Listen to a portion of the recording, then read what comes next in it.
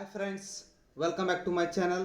ಬಳ್ಳಾರಿ ಜಿಲ್ಲಾ ಸಹಕಾರ ಕೇಂದ್ರ ಬ್ಯಾಂಕ್ ನಿಯಮಿತದಲ್ಲಿ ಹುದ್ದೆಗಳು ಖಾಲಿ ಇರುವಂಥದ್ದು. ಆ ಒಂದು ಹುದ್ದೆಗಳ ಬಗ್ಗೆ ಕಂಪ್ಲೀಟ್ ಆಗಿ ಈ ಒಂದು ವಿಡಿಯೋದಲ್ಲಿ ತಿಳಿಸ್ಕೊಡ್ತಾ ಹೋಗ್ತೀನಿ. ಎಲ್ಲೂ ಕೂಡ ವಿಡಿಯೋವನ್ನು ಸ್ಕಿಪ್ ಮಾಡಬೇಡ್ರಿ, ಕಂಪ್ಲೀಟ್ ಆಗಿ ನೋಡ್ರಿ.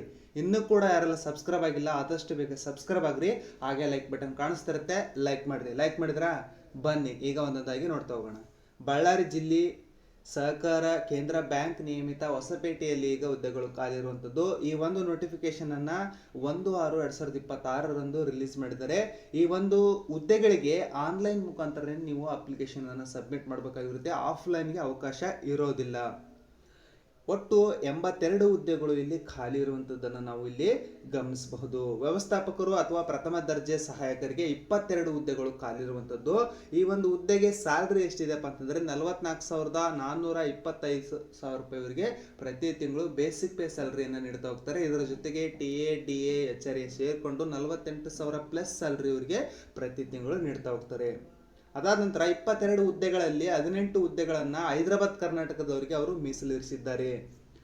ಅವುಗಳ ವರ್ಗೀಕರಣವನ್ನು ನೋಡ್ತಾ ಹೋಗೋಣ. ಸಾಮಾನ್ಯ ಅಭ್ಯರ್ಥಿಗಳಿಗೆ 9 ಹುದ್ದೆಗಳು, ಪರಿಶಿಷ್ಟ ಜಾತಿ ಪ್ರವರ್ಗ B ಅವರಿಗೆ 1 ಹುದ್ದೆ, ಪರಿಶಿಷ್ಟ ಜಾತಿ ಪ್ರವರ್ಗ C ಅವರಿಗೆ 1 ಹುದ್ದೆ, ಪರಿಶಿಷ್ಟ ಪಂಗಡದವರಿಗೆ 1 ಹುದ್ದೆ, ಪ್ರವರ್ಗ 1 ಅವರಿಗೆ 1 ಹುದ್ದೆ, ಪ್ರವರ್ಗ 2Aಗೆ 2 ಹುದ್ದೆ, ಪ್ರವರ್ಗ 2Bಗೆ 1 ಹುದ್ದೆ, ಪ್ರವರ್ಗ 3Aಗೆ 1 ಹುದ್ದೆ, ಪ್ರವರ್ಗ 3Bಗೆ 1 ಹುದ್ದೆ. ಒಟ್ಟು ಟೋಟಲ್ ಆಗಿ 18 ಹುದ್ದೆಗಳು ಈ FDA ಹುದ್ದೆಗಳು ಖಾಲಿ ಇರುವಂಥದ್ದು.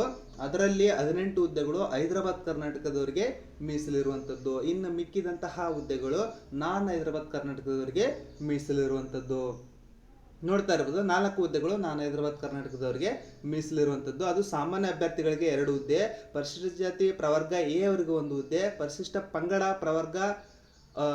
ಪಂಗಡದವರಿಗೆ 1 ಹುದ್ದೆ ಖಾಲಿ ಇರುವಂಥದ್ದು. ಒಟ್ಟು 4 ಹುದ್ದೆಗಳು ನಾನ್ ಹೈದರಾಬಾದ್ ಕರ್ನಾಟಕದಲ್ಲಿ ಮೀಸಲಿರುವಂಥದ್ದು.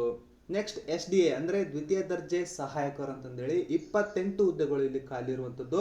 ಈ ಒಂದು ಹುದ್ದೆಗೆ ಸ್ಯಾಲ್ರಿ ಎಷ್ಟಿದೆಪ್ಪ ಅಂತಂದ್ರೆ 34,100 ರೂಪಾಯಿ ಇವರಿಗೆ ಬೇಸಿಕ್ ಪೇ ಸ್ಯಾಲ್ರಿ. ಇದರ ಜೊತೆಗೆ TA, DA, HRA ಸೇರ್ಕೊಂಡು ಒಂದು 40,000ವರೆಗೂ ಇವರಿಗೆ ಪ್ರತಿ ತಿಂಗಳು ಸ್ಯಾಲ್ರಿಯನ್ನ ನೀಡ್ತಾ ಹೋಗ್ತಾರೆ. ನೆಕ್ಸ್ಟ್ ಕಲ್ಯಾಣ ಕರ್ನಾಟಕಕ್ಕೆ 22 ಹುದ್ದೆಗಳು ಖಾಲಿ ಇರುವಂಥದ್ದು. ಸಾಮಾನ್ಯ ಅಭ್ಯರ್ಥಿಗಳಿಗೆ 11 ಹುದ್ದೆಗಳು, ಪರಿಶಿಷ್ಟ ಜಾತಿ ಪ್ರವರ್ಗ A ಅವರಿಗೆ 1 ಹುದ್ದೆ, ಪರಿಶಿಷ್ಟ ಜಾತಿ ಪ್ರವರ್ಗ B ಅವರಿಗೆ 1 ಹುದ್ದೆ, ಪರಿಶಿಷ್ಟ ಜಾತಿ ಪ್ರವರ್ಗ C ಅವರಿಗೆ 1 ಹುದ್ದೆ, ಪರಿಶಿಷ್ಟ ಪಂಗಡ ಅವ್ರಿಗೂ ಕೂಡ 1 ಹುದ್ದೆ ಖಾಲಿ ಇರುವಂಥದ್ದು. ಪ್ರವರ್ಗ 1 ಅವರಿಗೆ 1 ಹುದ್ದೆ, ಪ್ರವರ್ಗ 2Aಗೆ 3 ಹುದ್ದೆ, ಪ್ರವರ್ಗ 2Bಗೆ 1 ಹುದ್ದೆ, ಪ್ರವರ್ಗ 3Aಗೆ 1 ಹುದ್ದೆ, ಪ್ರವರ್ಗ 3Bಗೆ 1 ಹುದ್ದೆ. ಒಟ್ಟು ಟೋಟಲ್ ಆಗಿ 22 ಹುದ್ದೆಗಳು ಈಗ ಹೈದರಾಬಾದ್ ಕರ್ನಾಟಕದಲ್ಲಿ ಖಾಲಿ ಇರುವಂಥದ್ದನ್ನು ನಾವಿಲ್ಲಿ ಗಮನಿಸಬಹುದು. ಇನ್ನು 6 ಹುದ್ದೆಗಳು ನಾನ್ ಹೈದರಾಬಾದ್ ಕರ್ನಾಟಕದವರಿಗೆ ಮೀಸಲಿರುವಂಥದ್ದು. ಸಾಮಾನ್ಯ ಅಭ್ಯರ್ಥಿಗಳಿಗೆ 3 ಹುದ್ದೆಗಳು, ಪ್ರವರ್ಗ 2Aಗೆ 1 ಹುದ್ದೆ, ಪ್ರವರ್ಗ 3Aಗೆ 1 ಹುದ್ದೆ, ಪ್ರವರ್ಗ 3Bಗೆ 1 ಹುದ್ದೆ. ಒಟ್ಟು ಟೋಟಲ್ ಆಗಿ 6 ಹುದ್ದೆಗಳು ನಾನ್ ಹೈದರಾಬಾದ್ ಕರ್ನಾಟಕದಲ್ಲಿ ಖಾಲಿ ಇರುವಂಥದ್ದನ್ನು ನಾವಿಲ್ಲಿ ಗಮನಿಸಬಹುದು. ವಾಹನ ಚಾಲಕರು 1 ಹುದ್ದೆ ಖಾಲಿ ಇರುವಂಥದ್ದು. ಈ ಒಂದು ಹುದ್ದೆಗೆ ಸ್ಯಾಲ್ರಿ ಎಷ್ಟಿದೆ? 31,775 ರೂಪಾಯಿ ಇವರಿಗೆ ಬೇಸಿಕ್ ಪೇ. ಅದರ ಜೊತೆಗೆ TA, DA, HRA ಸೇರ್ಕೊಂಡು ಒಂದು 38,000 ಪ್ಲಸ್ ಸ್ಯಾಲ್ರಿ ಇವರಿಗೆ ಪ್ರತಿ ತಿಂಗಳು ನೀಡ್ತಾ ಹೋಗ್ತಾರೆ. ಈ ಒಂದು ಹುದ್ದೆ ಕಲ್ಯಾಣ ಕರ್ನಾಟಕ ಅಂದ್ರೆ ಹೈದರಾಬಾದ್ ಕರ್ನಾಟಕಕ್ಕೆ 1 ಹುದ್ದೆ ಮೀಸಲಿರುವಂಥದ್ದು. ಅದು ಸಾಮಾನ್ಯ ಅಭ್ಯರ್ಥಿಗಳಿಗೆ ಮೀಸಲಿರುವಂಥದ್ದು. ನೆಕ್ಸ್ಟ್ ಕಿರಿಯ ಸೇವಕರು 31 ಹುದ್ದೆಗಳು ಇಲ್ಲಿ ಖಾಲಿ ಇರುವಂಥದ್ದು. ಹೈದರಾಬಾದ್ ಕರ್ನಾಟಕದಲ್ಲಿ 26 ಹುದ್ದೆಗಳು ಖಾಲಿ ಇರುವಂಥದ್ದು. ಈ ಒಂದು ಹುದ್ದೆಗೆ ಸ್ಯಾಲ್ರಿ ಎಷ್ಟಿದೆ? 29,600 ರೂಪಾಯಿ ಇವರಿಗೆ ಬೇಸಿಕ್ ಪೇ ಸ್ಯಾಲ್ರಿಯನ್ನು ನೀಡ್ತಾ ಹೋಗ್ತಾರೆ. ಒಂದು 35,000 ಪ್ಲಸ್ ಸ್ಯಾಲ್ರಿ ಇವರಿಗೆ ಪ್ರತಿ ತಿಂಗಳು ನೀಡ್ತಾ ಹೋಗ್ತಾರೆ. TA, DA, HRA ಎಲ್ಲ ಸೇರಿಕೊಂಡು ಒಂದು 35,000 ಪ್ಲಸ್ ಸ್ಯಾಲ್ರಿ ಇವರಿಗೆ ಪ್ರತಿ ತಿಂಗಳು ನೀಡ್ತಾ ಹೋಗ್ತಾರೆ. ಈಗ ಹುದ್ದೆಗಳ ವರ್ಗೀಕರಣ. ಸಾಮಾನ್ಯ ಅಭ್ಯರ್ಥಿಗಳಿಗೆ 13 ಹುದ್ದೆಗಳು, ಪರಿಶಿಷ್ಟ ಜಾತಿ ಪ್ರವರ್ಗ Aಗೆ 2 ಹುದ್ದೆಗಳು, Bಗೆ 1 ಹುದ್ದೆ, Cಗೆ 1 ಹುದ್ದೆ, ಪರಿಶಿಷ್ಟ ಪಂಗಡಕ್ಕೆ 1 ಹುದ್ದೆ, ಪ್ರವರ್ಗ 1ಗೆ 1 ಹುದ್ದೆ, ಪ್ರವರ್ಗ 2Aಗೆ 4 ಹುದ್ದೆಗಳು, ಪ್ರವರ್ಗ 2Bಗೆ 1 ಹುದ್ದೆ, ಪ್ರವರ್ಗ 3Aಗೆ 1 ಹುದ್ದೆ, ಪ್ರವರ್ಗ 3Bಗೆ 1 ಹುದ್ದೆ. ಒಟ್ಟು 26 ಹುದ್ದೆಗಳು ಹೈದರಾಬಾದ್ ಕರ್ನಾಟಕದವರಿಗೆ ಮೀಸಲಿರುವಂಥದ್ದು. ಇನ್ನು 5 ಹುದ್ದೆಗಳು ನಾನ್ ಹೈದರಾಬಾದ್ ಕರ್ನಾಟಕದವರಿಗೆ. ಅದು ಸಾಮಾನ್ಯ ಅಭ್ಯರ್ಥಿಗಳಿಗೆ 3 ಹುದ್ದೆಗಳು, ಪರಿಶಿಷ್ಟ ಜಾತಿ ಪ್ರವರ್ಗ B ಅವರಿಗೆ 1 ಹುದ್ದೆ, ಅದೇ ರೀತಿಯಾಗಿ ಪ್ರವರ್ಗ 2Bಗೆ 1 ಹುದ್ದೆ ಖಾಲಿ ಇರುವಂಥದ್ದು. ಒಟ್ಟು 5 ಹುದ್ದೆಗಳು ನಾನ್ ಹೈದರಾಬಾದ್ ಕರ್ನಾಟಕದಲ್ಲಿ ಖಾಲಿ ಇರುವಂಥದ್ದು. ಈ ಒಂದು ಹುದ್ದೆಗಳಿಗೆ ಅವ್ರೇನ್ ಮಾಡಿದ್ರೆ ಆನ್ಲೈನ್ ಮುಖಾಂತರ ಅಪ್ಲಿಕೇಶನ್ ಅನ್ನ ಕರೆದಿರುವಂಥದ್ದು. ನೀವೆಲ್ಲರೂ ಕೂಡ ತಡ ಮಾಡದೆ ಆದಷ್ಟು ಬೇಗ ನೀವೇನ್ ಮಾಡಬೇಕಾಗುತ್ತೆ, ಅಪ್ಲಿಕೇಶನ್ ಅನ್ನ ಸಬ್ಮಿಟ್ ಮಾಡಬೇಕಾಗಿರುತ್ತೆ.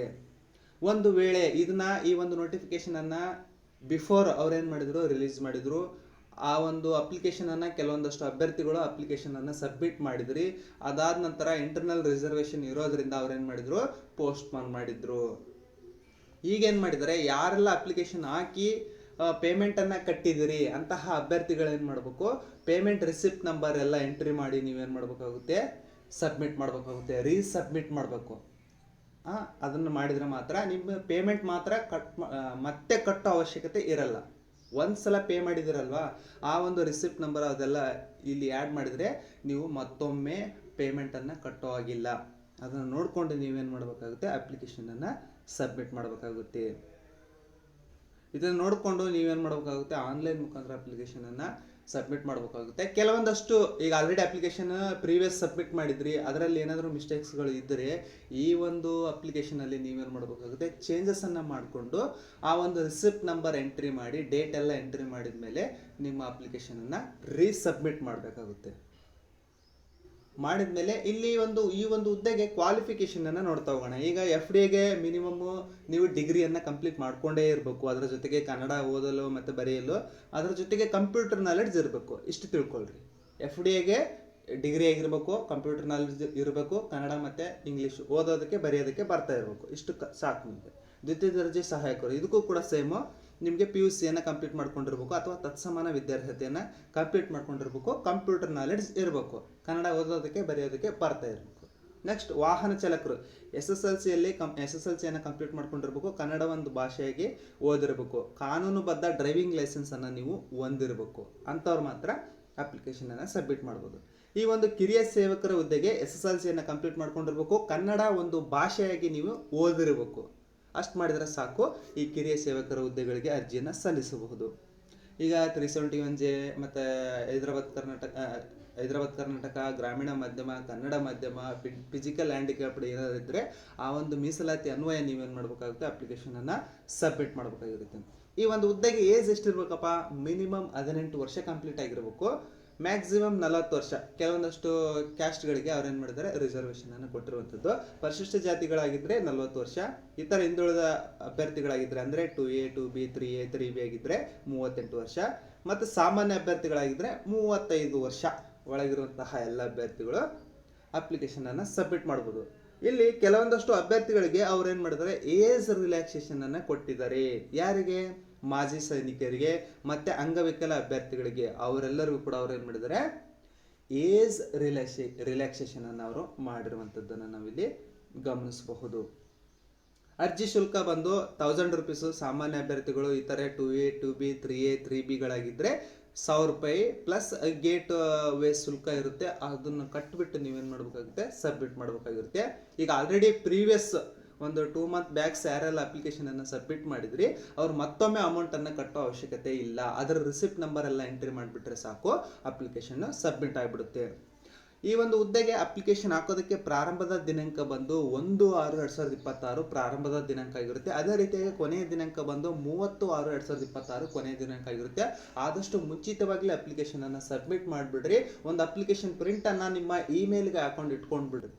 ಆಯ್ಕೆ ವಿಧಾನ ಯಾವ ರೀತಿಯಾಗಿ ಆಯ್ಕೆ ಮಾಡ್ತಾರ, ಲಿಖಿತ ಪರೀಕ್ಷೆ ಇರುತ್ತೆ, ಅದಾದ ನಂತರ ಇಂಟರ್ವ್ಯೂ ಇರುತ್ತೆ, ಅದಾದ ನಂತರ ಅವ್ರು ಏನು ಮಾಡ್ತಾ ಹೋಗ್ತಾರೆ, ಸೆಲೆಕ್ಷನನ್ನು ಮಾಡ್ತಾ ಹೋಗ್ತಾರೆ.